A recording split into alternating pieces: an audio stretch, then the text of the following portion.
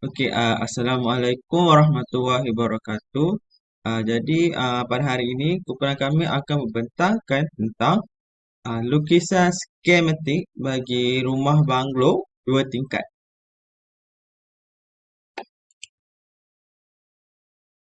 Okey, ini merupakan ahli kumpulan kami iaitu di mana kami merupakan dari kumpulan Amali 3.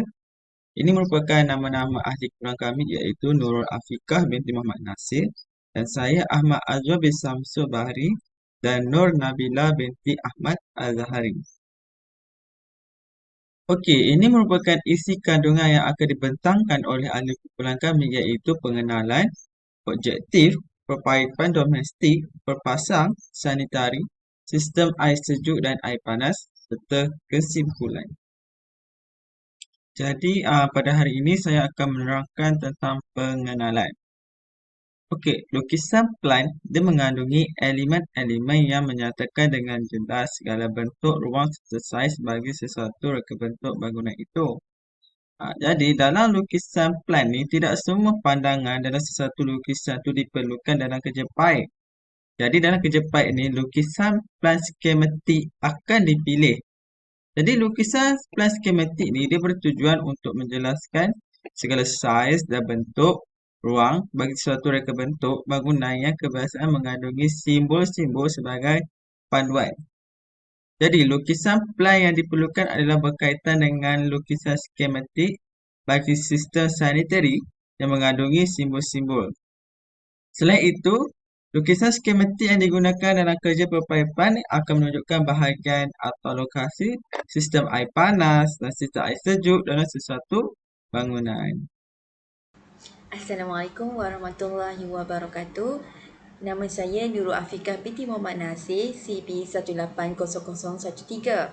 Saya akan meneruskan berkenaan objektif tugasan ini. Objektif tugasan ini terdapat 3, iaitu yang pertama adalah mengenal pasti perpaipan domestik yang digunakan dengan betul. Yang kedua adalah menyenaraikan jenis-jenis pepasang dan sanitari yang digunakan dengan betul. Yang ketiga adalah yang terakhir sekali adalah mengenal pasti sistem saliran air panas dan air sejuk dengan betul. Kemudian kita pergi kepada isi yang pertama, iaitu perpaipan domestik.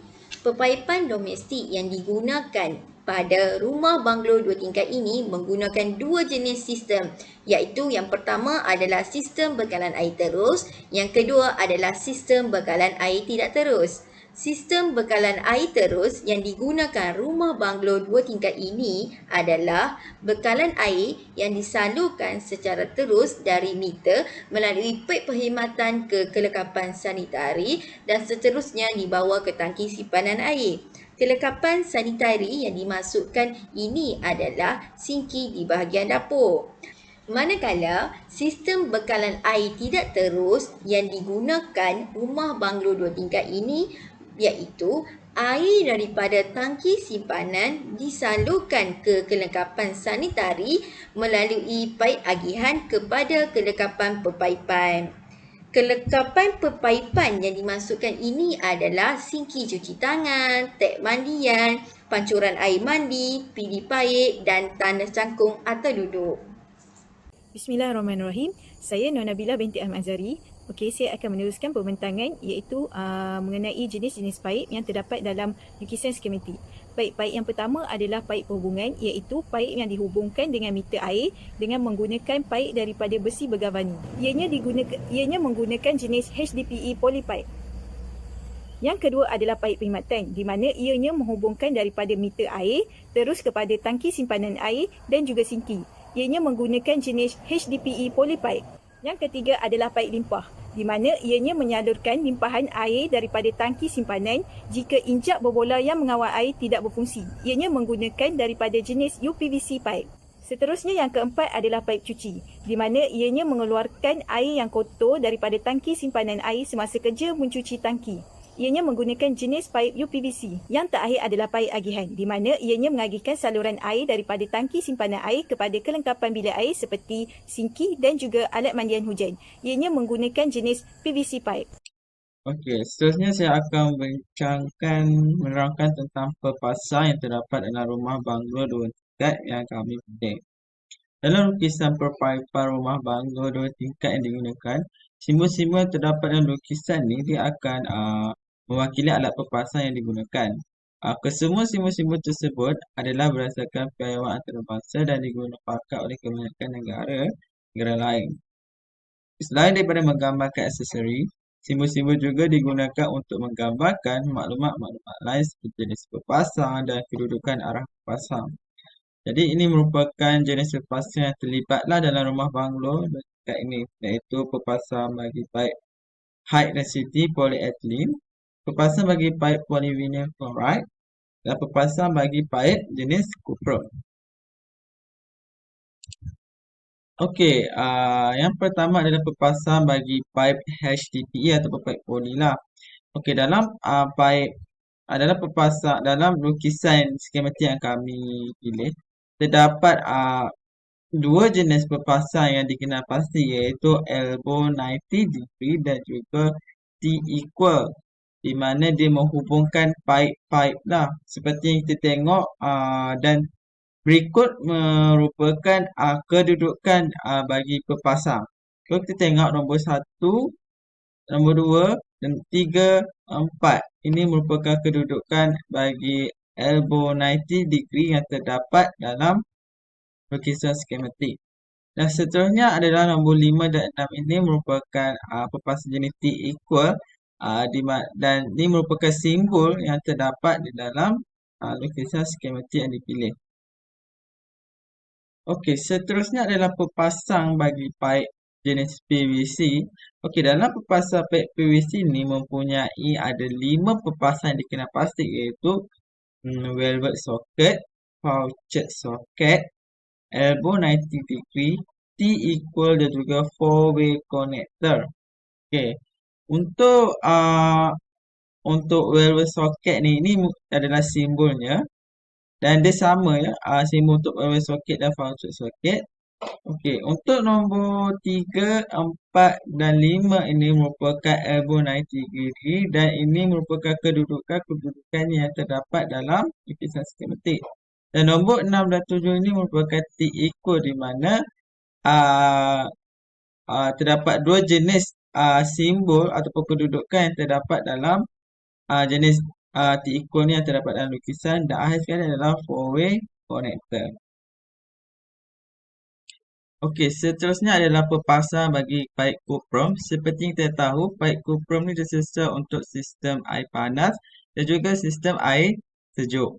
Okey, jadi pepasang bagi paip cuprum ni dia sama dengan pepasang bagi paip PVC, iaitu dia mempunyai dua jenis, iaitu elbow 90 degree dan juga T-equal.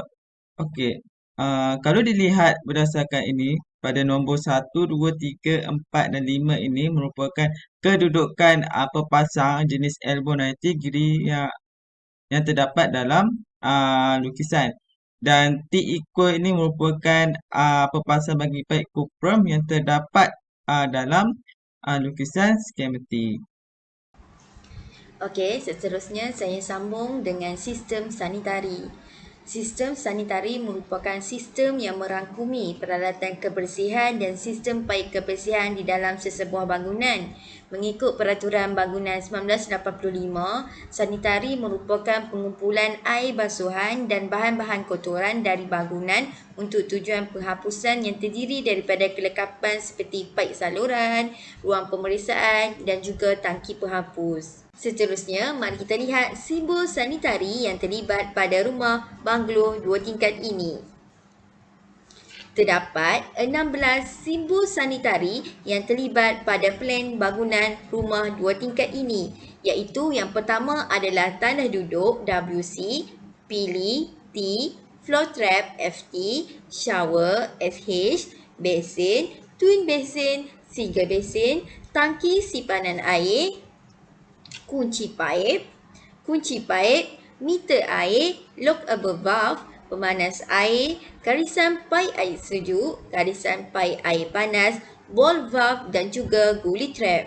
Baik, saya teruskan pembentangan mengenai sistem air sejuk dan juga sistem air panas. Bekalan air sejuk adalah air yang biasa digunakan dalam kehidupan seharian yang dialirkan daripada paip utama dan seterusnya dialirkan kepada kelengkapan perpaipan. Bekalan air panas pula adalah sistem yang menukarkan suhu sejuk kepada suhu panas. Ianya dialirkan daripada tangki simpanan terus ke tangki pemanas air untuk disalurkan kepada kelengkapan rumah. Dalam sistem perpaipan juga, penyambung dan bahan perpasang untuk sistem air sejuk dan air panas haruslah mengikut kriteria yang telah ditetapkan. Ini bagi memastikan air dapat disalurkan dengan baik. Ini adalah lukisan skematik. Dalam lukisan tersebut menunjukkan ada sistem air sejuk dan juga sistem air panas. Seterusnya adalah sistem air panas. Dalam lukisan tersebut menunjukkan bahawa bekalan sistem air panas ini digunakan pada sinki bahagian dapur dan juga pada bilik air, iaitu pada alat mandian hujan, dengan menunjukkan garisan yang berbeza dengan sistem air sejuk.